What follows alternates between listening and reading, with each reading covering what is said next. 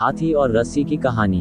एक दिन एक व्यक्ति सर्कस देखने गया। वहां जब वह हाथियों के बाड़े के पास से गुजरा तो एक ऐसा दृश्य देखा कि वह हैरान रह गया। उसने देखा कि कुछ विशालकाय हाथियों को मात्र उनके सामने के पैर में रस्सी बांध कर रखा गया है। उसने सोच रखा था कि हाथियों को अवश्य बड़े पिंजरों में बंद कर रखा जाता होगा या फिर जंजीरों से बांधकर, लेकिन वहां का दृश्य तो बिल्कुल उल्टा था।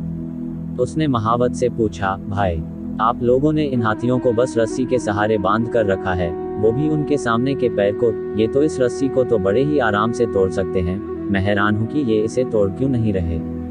महावत ने उसे बताया, ये हाथी जब छोटे थे तब से ही हम उसे इतनी ही मोटी रस्सी से बांधते आ रहे हैं। उस समय इन्होंने रस्सी तोड़ने की बहुत कोशिश की, लेकिन ये छोटे थे, इसलिए रस्सी को तोड़ पाना इनके सामर्थ्य के बाहर था। वे रस्सी तोड़ नहीं पाए और ये मान लिया कि रस्सी इतनी मजबूत है कि वे उसे नहीं तोड़ सकते।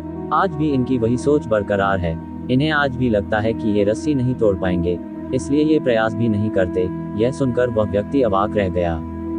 सीख।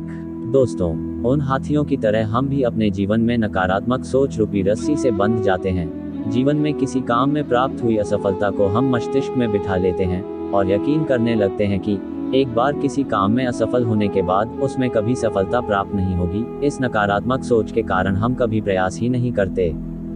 आवश्यकता है इस नकारात्मक सोच से बाहर निकलने की, उन कमियों को पहचानकर दूर करने की जो हमारी असफलता का कारण बनी। नकारात्मक सोच हमारी सफलता में सबसे बड़ी बाधक है, इसलिए नकारात्मक सोच रूपी जंजीर को तोड़कर सकारात्मक सोच को अपनाएं और जीवन में प्रयास करना कभी न छोड़ें, क्योंकि प्रयास करना सफलता की दिशा में कदम बढ़ाना है। वीडियो देखने के लिए आपका बहुत बहुत धन्यवाद।